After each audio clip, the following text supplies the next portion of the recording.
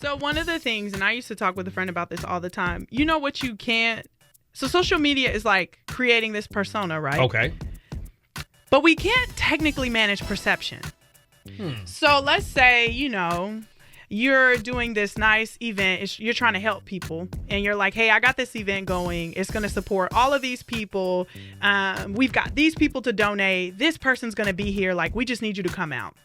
So you're thinking, this is a service that I'm providing, right? So people should be excited about it. And I'm using social media to promote it and market it. Okay.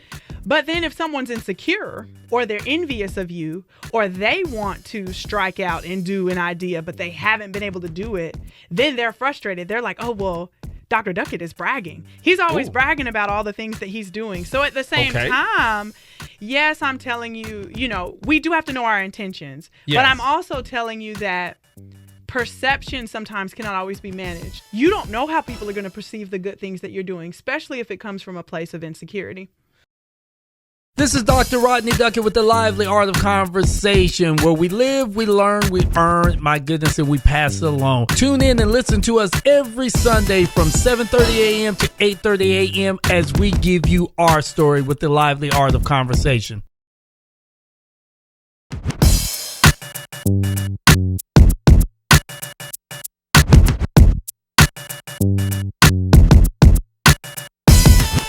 And we are back. You know what time it is. It's that Sunday, 7:30 hours military time in the morning. And I am Dr. Rodney Duckett with the Lively Art of Conversation. I'm back with another exciting episode. But first, I have to always say before I jump into this thing, I've always got to give praise to those that supported me, my underwriters. Thank you, underwriters, for being a part of what we do here with the Lively Art of Conversation, where we live, we learn, we earn, and we pass it along.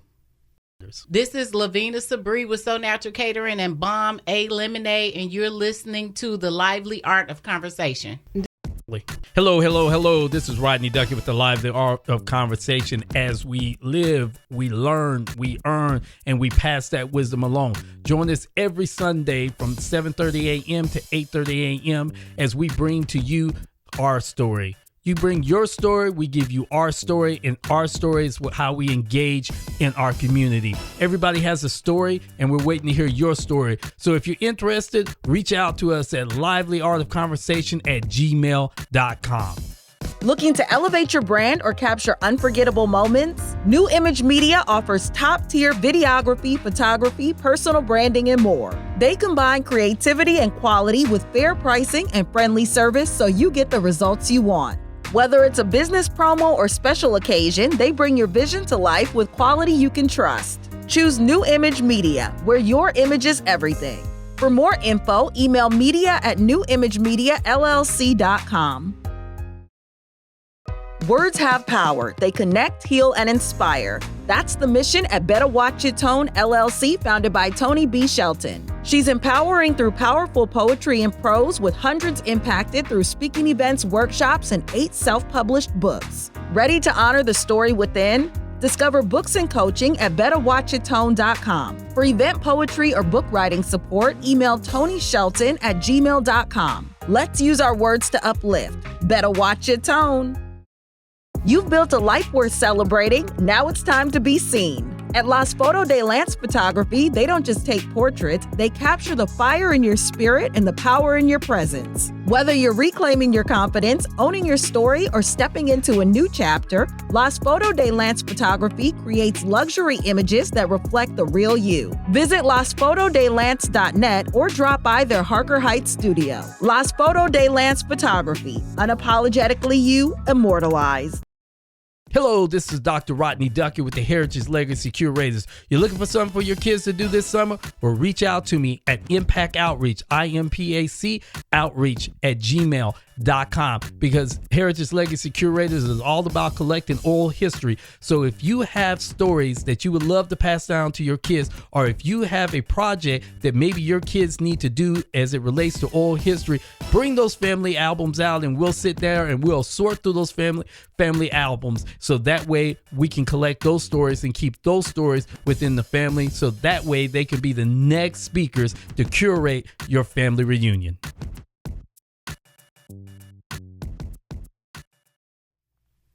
We're back, and thanks once again to my underwriters. If you guys are thinking about doing the show, please reach out to me at livelyartofconversation@gmail.com. That's right, livelyartofconversation@gmail.com.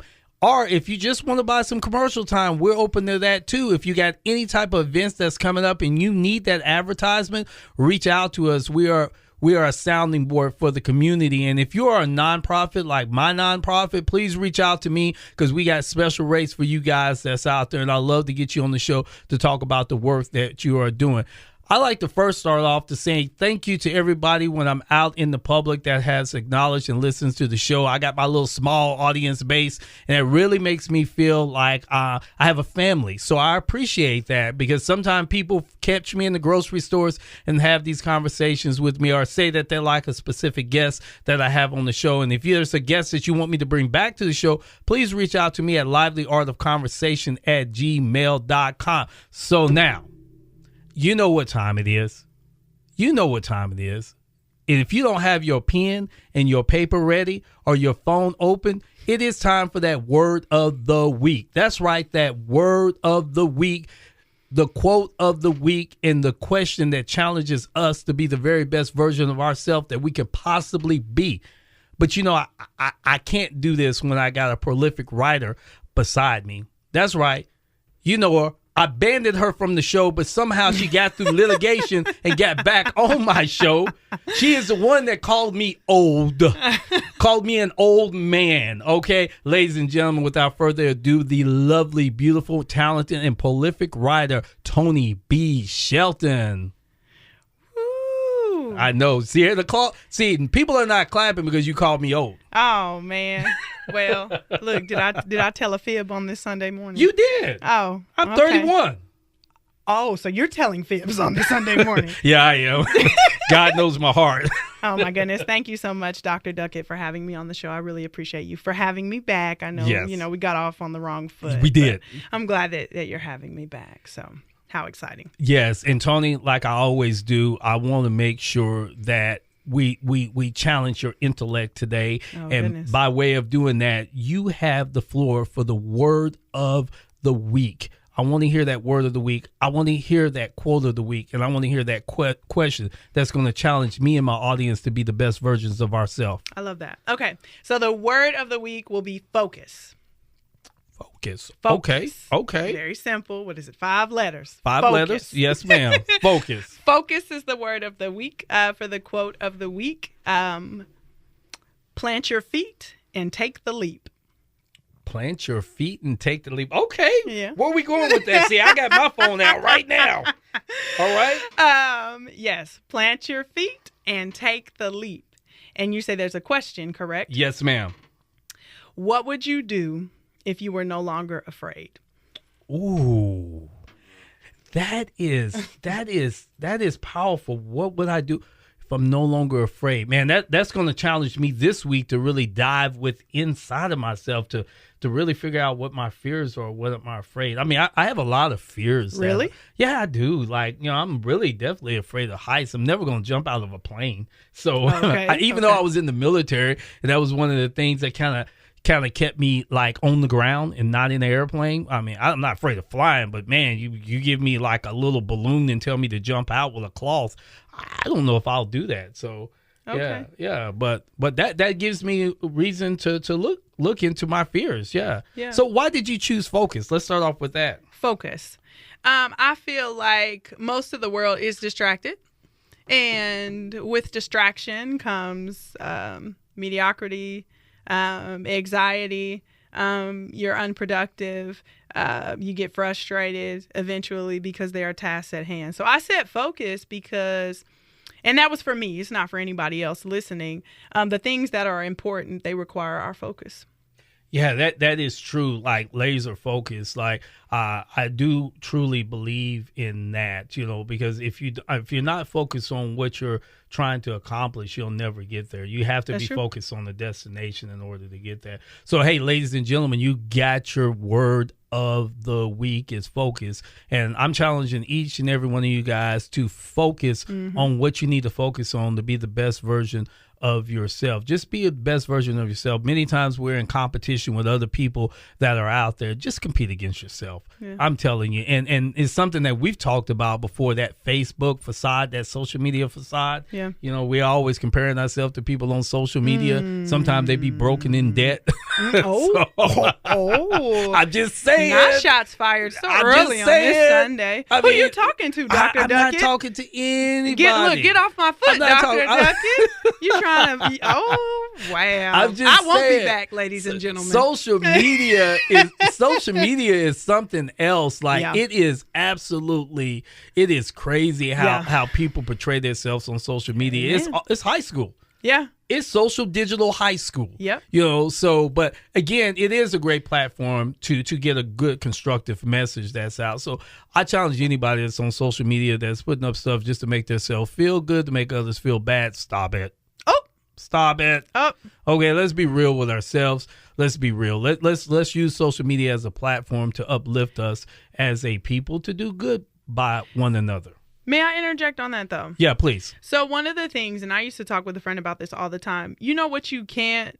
So social media is like creating this persona, right? Okay. But we can't technically manage perception.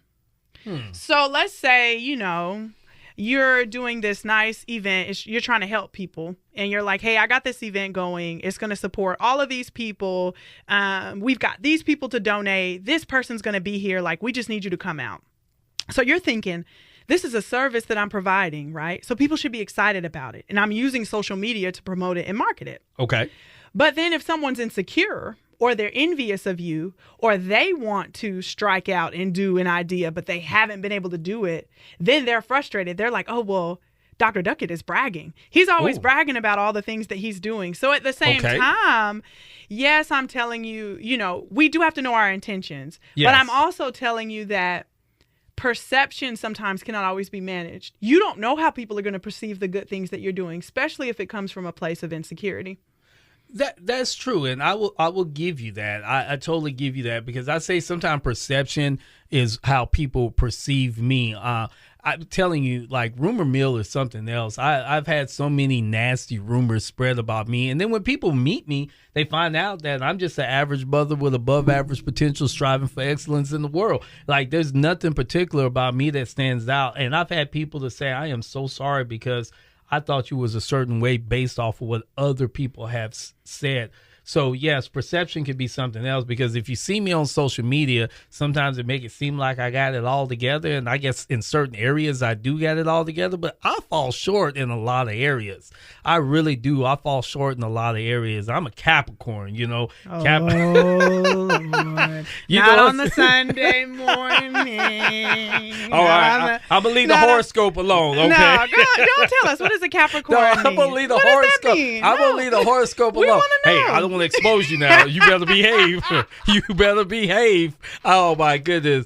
We are here. First of all, let me start off. This is the lively art of conversation. And for you guys that don't know, we live, we learn, we earn, we pass it along. I've had Tonee already on the show, and a lot of people told me to bring Tonee back. That's the only reason why she's here right now. Okay. She's not here because of me. Okay. She called me, Thanks for the clarity. But let me clarify something. As you notice, the studio is changing in the back, and for you guys that's there, I'm sorry about the construction that's going on. So if you're watching this on YouTube or any of the social media platforms that I just degraded a second ago, we're going through a bit of construction. So bear with us, and we'll have that studio up that we always dreamed about at the lively art of conversation. So what I'm going to do is I'm going to shift into a commercial, and we'll be right back with the lively art of conversation.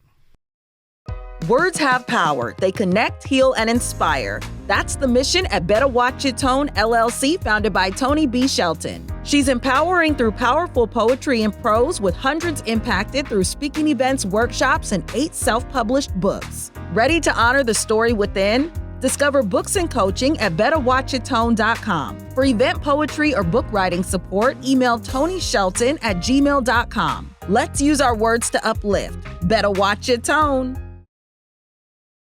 You've built a life worth celebrating. Now it's time to be seen. At Las Foto de Lance Photography, they don't just take portraits, they capture the fire in your spirit and the power in your presence. Whether you're reclaiming your confidence, owning your story, or stepping into a new chapter, Las Foto de Lance Photography creates luxury images that reflect the real you. Visit lasfotodelance.net or drop by their Harker Heights studio. Las Foto de Lance Photography, unapologetically you, immortalized. Looking to elevate your brand or capture unforgettable moments? New Image Media offers top-tier videography, photography, personal branding, and more. They combine creativity and quality with fair pricing and friendly service so you get the results you want.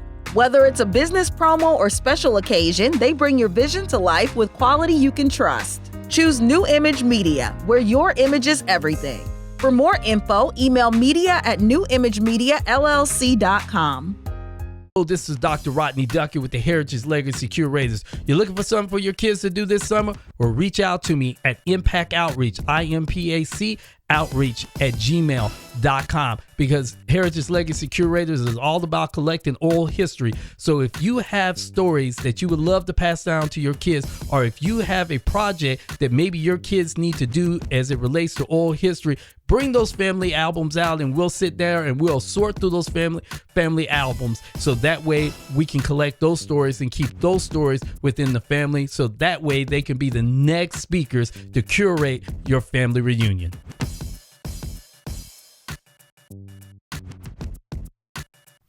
Hey, we're back with the lively art of the conversation, where we live, we learn, we earn. My goodness, we pass it along. And we are back with Tonee B. Shelton, and she is focused on destroying me. That's what she's focused on right now to do today, is destroy me. But let's do this. Let's address who Tonee B. Shelton is for no one that has met you before, because I probably have maybe 2 or 3 people that's new that's listening today. Okay. Tell them about Tonee B. Shelton and who you are. Oh my goodness. So I'm Tonee B. Shelton, certified yapper, as the Gen Z kids say. But before Gen Z, it was like talkative. My mom, who's Gen X, would say, Tammy, talk a lot. I, ran my mouth early, got in trouble for being disruptive. So I was that kid, and I say this often, that got like all A's or A's and B's on their report card. But in elementary school, they put your behavior on there. So I would get the U for unsatisfactory, which I know that's dating me too. I know everyone doesn't know about the U. I was so bad, y'all, that one year I got needs improvement, and my mother was so excited. Because needs improvement is a step better than unsatisfactory. Anyway, so certified yapper, was always talking while the teacher was talking. Ended up graduating from Killeen High School 2010. I was a kangaroo. I played sports. I did drama, poetry, and prose. Went off to college in Texas at Baylor University. Ended up starting a career in the nonprofit sector, and have been in the nonprofit sector ever since. COVID hit, it gave me time to pause, and that is when I decided I wanted to take my poetry career seriously. So I got on the YouTube University, and I started self-publishing my own books. And to date, I think I'm at book number 10 or 11. I've lost count. From digital books to physical books, I have self-published. Started out in 2021, In Search of Freedom was my first book. 2022, Identity Crisis, and then every year after that, I've put out 2 to 3 books a year. For those that know me, I've set an internal goal of publishing 100 books or more by the time I perish. So we're not going to yap, just for no reason. We're going to put it down because we're not going to live forever, but hopefully my books will.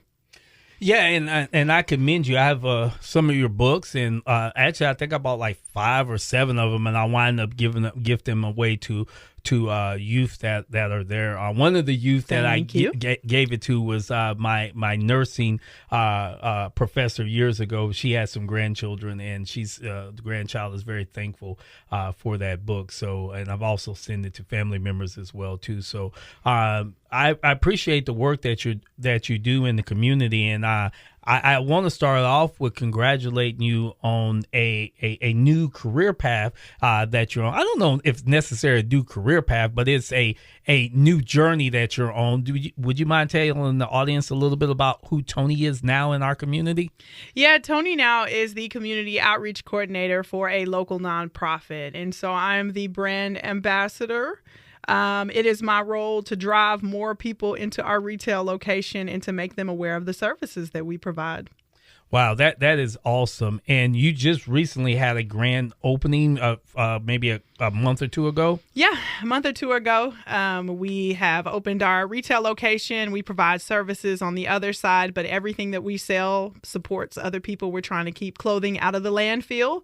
So there's a sustainability piece. And again, I get to use my gift of yapping to build more partnerships, to drive more people to visit our location, the Community Connect, and to really just train about the services that we have. I think it's really exciting to be back in the Central Texas area. At first, I did not think that was very exciting. It was a little stressful, but I'm a believer in God. I know that He makes no mistakes, and Definitely. I'm going to work wherever I'm planted. And so Definitely. right now I'm planted here, and so I'm going to work diligently. And this is not a role that's new to you. You had previous roles that had dealt with community outreach, correct? I had previous roles in the nonprofit sector where I was training. Yes. Okay. Awesome. And what brings you to nonprofit? Because you are a social worker, but what brings you to the nonprofit field?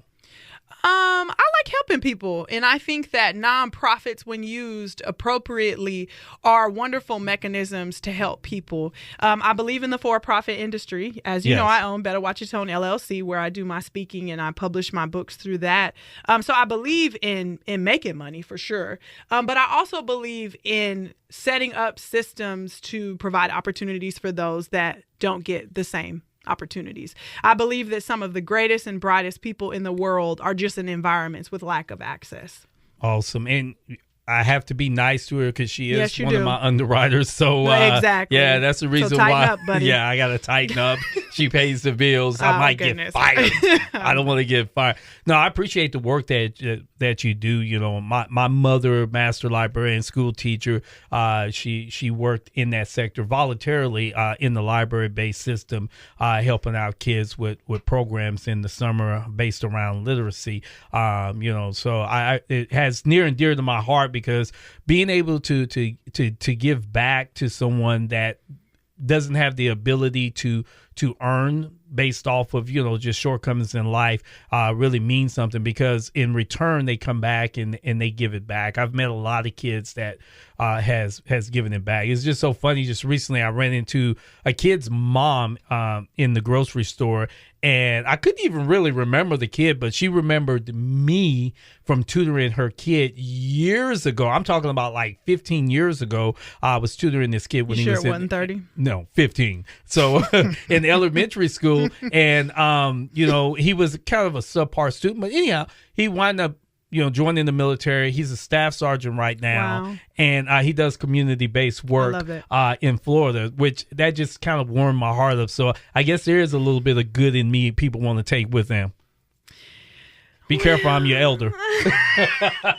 I think that the work that you do is very necessary, and I think you have a beautiful heart to serve. And even when you mention, people like your mother who promoted literacy in spaces that maybe literacy, wasn't promoted. One thing I want to take this time to say is that we wait to be perfect. Definitely. And we talk about that all the time. There's no perfect moment. There's no perfect person. You just have to be productive. I am not an English teacher. I do not have the quote unquote like educational background, but I'm writing children's books. And then I'm doing story times, and then I'm going to different events and I'm passing out books. And so though I may not be in the role of educator, I believe everybody has their part, right? So maybe for me, it's just making reading and reading out loud. Maybe it's just making literature look fun. I imagine that's what your mom did if she was passionate about educating. It's about instilling opportunity for people to see there's more. It's all about the exposure piece. And so even when you were sharing your story of like, you didn't probably even remember the mom, I guarantee that young man remembers that moment that you took with him, Yeah, definitely. And you got to be okay with planting seeds that you never see blossom into full-grown forests. Definitely. Too. Yeah. There's an African proverb that says a wise man plants trees for shade that he knows he'll never sit in. And that is that shade that I'm not, I'm kind of fortunate to sit in that shade right now, so I'm not that old. we're not gonna. It's your show, so we're not gonna push back on you on that. But no, I think it's real too. You know, everyone wants to be. I think now being, altruistic, everyone wants to be seen doing good. I think we've kind of like reversed almost to like this weird. And this might be controversial, but like almost like a eat the rich mentality. Like I think a lot of people want to be like service oriented. You know, they want to be seen as givers. And I think what I appreciate about you is like, I feel like you do a lot of work behind the scenes and you don't want any attention for it. And I know when we're tying that back to the social media piece, a lot of us want to be seen doing good and seen doing the work. But in my brain, I don't think that that's what our Creator has for us to be doing. It's not about being seen. It's about making an impact and doing it without needing the like affirmation for it. And I feel like that social media that you brought up earlier, it kind of makes us perform goodness a little bit. Yeah. Yeah. It's kind of funny. Like sometime when I'm with my kids or if we're out eating or doing something together, there's always some suspicious person that comes and greets me, and my daughter's kind of got her eyes in a certain pattern like, do you know him? And sometimes it's just a little dude that's rough around the collars. He might be an older man or something, and he comes to me and he'll shake my hand and I embrace him in a hug and I invite him to the table to eat or whatever the case may be. But sometimes some of the words that he say, they say to me just sometimes just lifts my heart. And I think my kids see me in a different perspective. You know, they see me as dad. You know, there's dad. He's a disciplinary. He's a structure-based guy. He's the guy that always says no when I want him to say yes. But then they see that other kids kind of adore and appreciate and admire me in a different type of way. So I'm very hopeful that my kids, whenever they get to a point when they're ready to do something in this world, is able to give back. Probably not as much as I have, but be able to give back somewhat. So that means a lot to me because this is a generational thing with my family. From my mother and her mother, and then even on my father's side. So we have been very giving people because we've been more fortunate than other people. So my mother always made sure that we gave back. So yeah. And giving back, like, again, I say it's about knowing your role. Yes, definitely. So you don't have to be, although I work for a nonprofit, we need people that are nurse practitioners. We need accountants. We need entrepreneurs, right? We need people that volunteer. We need stay-at-home moms. We need the people that's getting to the money, if I could be honest, so that we can use that money and steward it appropriately to help other people. And I think some of us feel like that helping has to look a certain way. Your help in your ministry, it might be a nonprofit. Yeah, definitely. It might be a for-profit. Mm-hmm. You might be a videographer. You might be a motivational speaker. Mm-hmm. Like, I just think it's all about us figuring out the gift that the Creator gave us to help and serve. And I think sometimes we get caught up again on that social media or our parents' affirmation, and we're like, oh, well, my mom's a hygienist. Oh, I need to go into healthcare to serve. That was my first thought. Yeah, definitely. Baby girl was at Baylor University trying to be pre-dent. Absolutely not. Science what? Math what? Now we look back and it's like you take your charismatic yappy daughter and you make her major in journalism and you send her to junior college. You let her figure it out. Definitely. But I used to think, the way to help people is going to be in the healthcare field because that's all I saw. Yeah. You know what I'm saying? Like, I only saw dentistry. I only knew of doctors. So now as I'm coming of age, we've been really kicking the internet's back in. But the pro of the internet is that now I feel like we can tell our kids, hey, go get your HVAC certification. Go solve problems with that. Go make that money and then use that money to donate to Impact Outreach. There you go. Look, do I get brownie points with you now? Yes, you do. You do. Use that money to make sure that you're putting it in offering plate in church and the outreach ministries that the church and the local nonprofits are making. But I don't think we have to always be in the nonprofit. We don't have to be the librarian because somebody is called to be that librarian and that educator. So it is using the gifts that you have to fund the work, if that makes sense. Yeah, definitely.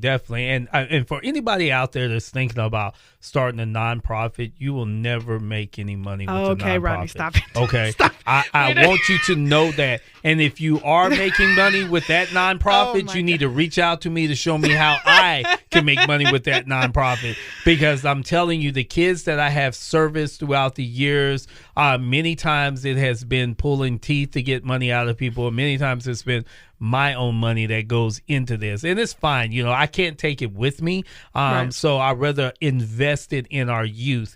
And at least I know, trust me, I'm Carlton off the Fresh Prince. But if I can go to Long Branch or Marlboro Heights or Willow Springs, you know, or if I can go to the east side of Temple and receive love and respect from people that they've lived a tumultuous life, you know, then that means a lot to me. When that so-called thug that we like to say thug can see me in the mall and automatically pull up his pants because he respects me as a surrogate father, that means there is hope within our community. So again, like I said, if you guys want to be a part of something great, I have a nonprofit that meets every week in the juvenile detention center, and we deal with those kids that you see on TV, and sometimes they're just looking for a surrogate father to show up and then give them the lively art of conversation. Wow. Yapping. Just yapping. Sometimes they need that. Sometimes they need to bounce ideas. I have fathers that are in that juvenile detention center. No, I said fathers. Yes. They're 14 and 15 and 16 years old on their second child because they have been taught the wrong things in life. Sometimes they need that guidance, and I'm going to put a shotgun blast out that gets me in trouble all the time. I challenge my churches to come help me. Silence. I challenge you. 254-598-0240 has been my number for 20 years. Reach out to me if you really want to do some impactful work. And I'm telling you, it needs more than a sermon. When they get out, sometimes they need assistance when they get out, integrating and transitioning back into the school system. Sometimes they need help trying to get onto that first job. Sometimes they will call you and say, I have no way to get to work whatsoever, and you have to go outside of your way to take them to work. So if you want to do some meaningful work, if you want to be a surrogate father outside of the sports arena for kids that are not talented enough to play sports, I challenge you, 254-598-0240. I'll probably get one call. I guarantee you that. Well, at the end of the day, you have not because you ask not. And so for nonprofits in general, you know, nonprofits have to fundraise. And I think that the work that you're doing is beautiful. My prayer for you is that it grows, that you get the community buy-in. There are people here that have the resources and the time flexibility to do so. So my prayer for you is that your ministry grows, but I also don't want you to become, I don't want you to be disenchanted, if that's a word, by the work that you're doing just because other people haven't co-signed it. And sometimes it really is on year 27 that just like the world opens up for you, you know, and I think that's the difficult part. The navigating and fundraising and putting your own personal funds into things that you believe in. And this is just an aside for people listening. You know, I have a small business, you know, those of y'all that have heard of my name, I've written several books. I put my own money into my books, you know, and I have never made more than $75,000 a year. And I sit across the table all the time from people that make way more than me, that got the family, the house, the cats, the dogs, the ideas, the computers and everything. And they're like, how do you write a book? How do you get a book out? I'm like, okay, you know, here are the steps, but how do you get people to listen to you? Okay, maybe you get on social media, maybe you invest in marketing and advertising. Okay, but how do you get to, and I'm like, some things just come down to will. And I think for those of us that went to college, we put too much on skill. We thought, oh, I'm smart. And one of the worst things we can ever tell our kids is they're smart. I've been thinking about that. Because I don't want to be, and this is me speaking to me, sometimes you can hang your identity on school metrics. When we say they're smart, we're saying, oh, my kid makes all A's, like they can take a standardized test, right? Or, you know, or he's such an athlete, or she's such an athlete, or oh, she's so pretty, right? We throw these things out and they're okay at base level, but you never know what that person is receiving from that. And some of us will hang our identities on those things. And adulthood and life is about pivoting. Life is about taking in new skill sets. Life is about failing. You know, I hadn't said it, but at one point I had lost my job. I was unemployed for 5 months. Wow. This is for not to brag, because there's nothing to brag about, but I have 2 degrees. You know, a degree, 2 degrees from a university that's pretty prestigious, especially in Texas. And I had about 8 years of work experience, and I'd written these books, and I'm telling people, dream big, and you can do this, and you can do that. I'm not even getting emails. I'm not even getting, unfortunately, emails back. Like, you know, my resume was so trash, they didn't even bother to respond. You know, it can be really difficult. And you know what was going through my head, Rodney? It's like, how could this be happening to me? Like, I'm so smart. Like, I'm smart. I got to be able to get work. Right? So those are the pieces where it's like, I had to reframe my own inner dialogue, and it's like, no, I'm strong. No, God has equipped me. No, I have friends and people that love me to where I can reach out to them, and I will get through this. You will get through this. You have enough to get through this. But sometimes when we hang our identities on things, and for me, it was all about, okay, I'm not married. I don't have kids. So I need to be successful in my career. My career meant everything to me. Whoever said your career can't wake up and tell you they don't love you no more, that was a lie. Because you definitely can get a talk where we no longer need your services effective immediately. Oh, yeah. So you have to ground yourself on things that never change. And for me, that's my faith in knowing that God sees me as a godly person. Yes. As a righteous person, because all of the titles, they're going to change. Wife can change. Dad can change. You know, husband can change, CEO can change, nurse practitioner can change. But what remains? And the what remains after that, the thing that nobody can take away from you, and you mention this all the time, and that's why a lot of people respect and revere and admire you, it's the purpose piece. They can take everything from you. They can't take your purpose, though. They can't. They can't take what you invested in the lives of young men and women. They can't take that from you. But everything else can go. I truly believe in purpose, priorities, passion, and profit. Okay, alliteration. Yeah, alliteration. Those 4 P's Say have them again. been purpose, passion, priority, and profit. Those 4 P's have been where I've been, because I've always, honestly, the profit end is so far out there. I got the passion, I got the priority, but it goes back to the purpose. And I will say my purpose have led me to DC to speak to, 340 people before. Wonderful. You know, it's brought me to Florida. It's brought me to North Carolina. It's brought me to Richmond, Virginia to speak to people. I don't have a book. There's nothing special about me. I don't have a podcast. Now I have a podcast. I didn't have a podcast. Book. I guess that's next. But it's opened up doors for me when people find out that you have a purpose that is fueled with passion, and your number one priority leads back to your purpose. I always say, and I'm a true believer of this, my work is what I was born to do. My work is the community service that I do. I was born to do this work. My job is what they pay me to do. My job is that of a nurse practitioner. I get paid. Sometimes it overlaps, and there's a cross-pollination where I can have the best of both worlds. But many times I don't have the best of both worlds, and sometimes I have to choose. Do I choose to get paid, or do I choose to invest? And many times I find myself investing instead of getting paid, burning my own vacation time and sick leave to go do something. But at the end of the day, I feel so fulfilled in my work.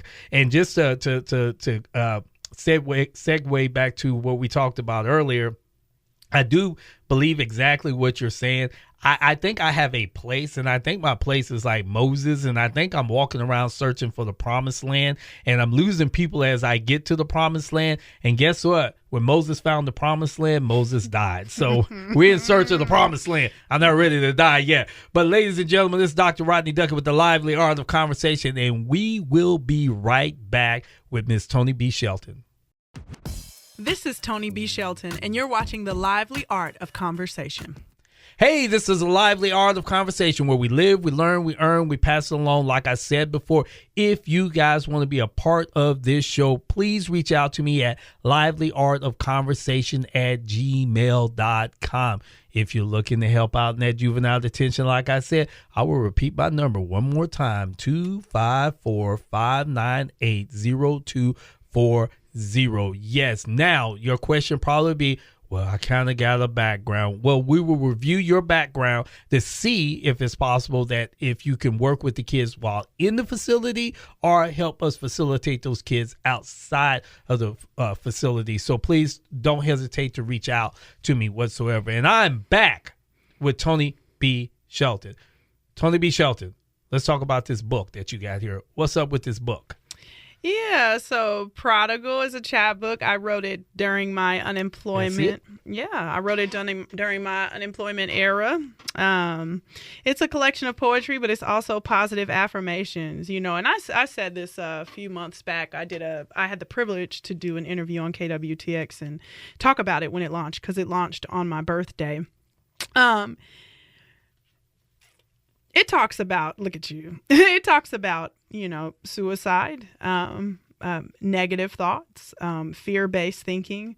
But the affirmations are encouraging. They are things that I literally said to myself, and some of them you will recognize because I even put them on Facebook. So we've been talking about social media, but I do use my social media to put out little, you know, quips of encouragement to people and folks. And just to encourage somebody along their day. You know, everyone doesn't get, you know, the good morning kiss or the I'm proud of you, you know, from their significant other. And so for me, I know if someone can receive something positive, I want to write it in a book. I want to use my Facebook. But yeah, Prodigal is a chapbook. It's very short. It's very sweet. And then one of the places I want to highlight, there are some journal prompts at the end.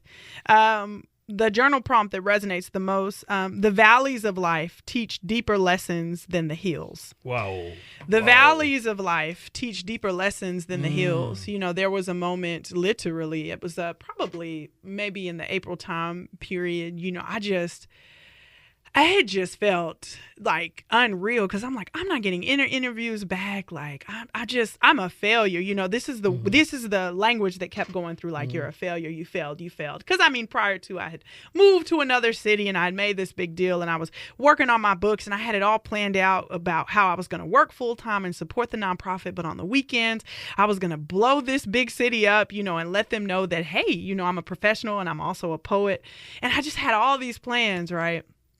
And the job loss was just like, how are you going to execute this? You don't have any money, you know? I had savings, but I didn't want to blow through them. And I just got so down one day and I just like bawled. I mean, like audible, like crying, you know, because it's just like, I see no way out.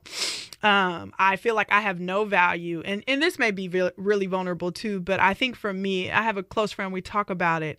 It's one thing when you're going through it and you have loved ones, right? And I got to shout out to my parents because they stood in the gap for me. And there's a couple people that stood in the gap. But sometimes you feel extra alone when you're going through a season and you're like, gosh, I wish I had like a significant other to like tell me it was going to be okay. Like from a practical standpoint, like someone that had, you know, income, but from an emotional standpoint of just like, babe, it's going to be okay. I got you. We got this, you know? And it just was like, gosh, I'm failing in the romance department. I'm failing in the career department. Like, what am I worth?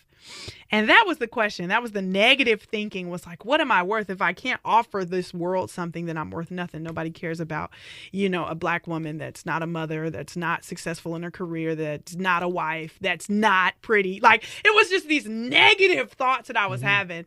And finally, I just was like, Lord, I give up. You take it from here. Like, I yield to your will. And it's probably childish. I recorded myself talking to my screen and I took a shower and I ended up going to a book event, and I got through my day. And it's in those seasons that you know that, like, you're never alone. Mm-hmm, mm-hmm. God is always there. Definitely. God is always with you, even when you feel like you're by yourself. Even when you have people that are watching you, you're like, are people watching me suffer? Like that was the question I had. I'm like, people would be like, hey, can you come to this? Hey, can you buy this? Hey, can you do this? I'm like, y'all jokers know I'm not working, right?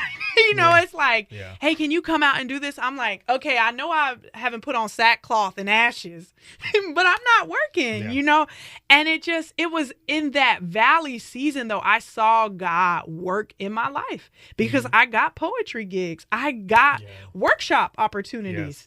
And, we talk a lot about Texas. I also got unemployment. That was one of the few moments where I'm like, you know what? I am grateful to the little bit amount of money that I got, but the valleys teach you something. And they taught me that if I don't do something with this inner dialogue, it doesn't matter if everything in my life is going great. I will always flip it to be negative. And that's not an external problem. That's a me problem. And I would like to say, I give you, a hard time, but during this valley low that you were in, and I had, probably not the true understanding of what your valley low was at that time. I reached out to you and I just say, hey, I'm looking for underwriters, and, you deposit the money in my account. It probably was at your lowest time when you deposit the money into my account saying, I want to be an underwriter. And for me, that means a lot to me, because I didn't know, there are people that have money that didn't even return back, but the ones that don't have anything to give always find a way to give. And it's so funny how the creative works, because you gave, then it came back 10 times fold through a speaking engagement that was handed down to you with us not even knowing how it works, and I don't think I'm a religious deity or anything like that. You're not. But I do believe, I know, but I do believe sometimes the creator will open up doors for you so that way you can step in. And, you've always got a place for me, and what I'm going to do for you is I need to get your book, which I already have a copy of it, but I'm going to buy another copy to get it cleared with the Juvenile Detention Center and see if I can get that in the hands of my young ladies. They like to read poetry and things like that. So I'll make sure I'll get another book for you, and then once I get it cleared, we'll try to buy 10 of them for the young ladies that's in there. I appreciate it. Yeah. But can I add to what you just said? Yes, ma'am. You know where I got the mentality? One, I invested because I believed in the work that you're doing. I think that it's transformational, and ain't no fun without funds. That's true. At all. Yeah. I worked on campuses with teachers that made like $55,000 a year, and they kept snacks. I cannot be crying on this That's interview. okay. You can cry. They kept snacks and underwear and fundraise when kids lost their homes and did things they were probably not supposed to do to keep kids out of being taken up by CPS, and work came in early and stayed late, and some of them never made six figures, will never make 70K, will never make 60K. I worked for a nonprofit where people made $30,000 and $40,000, and they always had snacks. They were always looking to help our kids. They stayed early and they came late. A close friend of mine, Keely Jackson Freeman, who's one of the best social workers in Waco, Texas, probably in Texas in general. I seen her fundraise and set models for moms to go back to school and be social workers. Wow. And they never, not to put my friend's business out, but they were not in high income careers, but they had the will. Yeah. And the will is going to take us farther than the skill ever could. Oh, and definitely. That's where you got a deposit from me, because I've seen my mom and my dad do it. I've seen educators do it. I've seen my friends not have enough money. I've seen people in church be trying to figure out how to pay the light bill, but because something happened to a family in the church, they offer up their $10. Yes. Or they offer up their check. I've seen people give, and I feel like the Creator knows our heart. So shame on the people that have excess. Oh, definitely. Shame on them. But you don't have to have excess to give. You don't.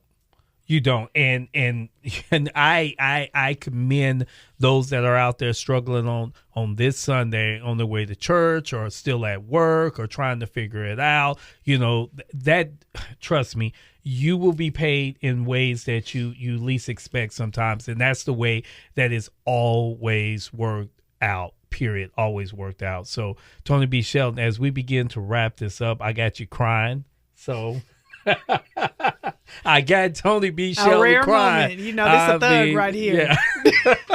You know, I gotta cry. But the tears are genuine because I've seen that before. My sister is an educator.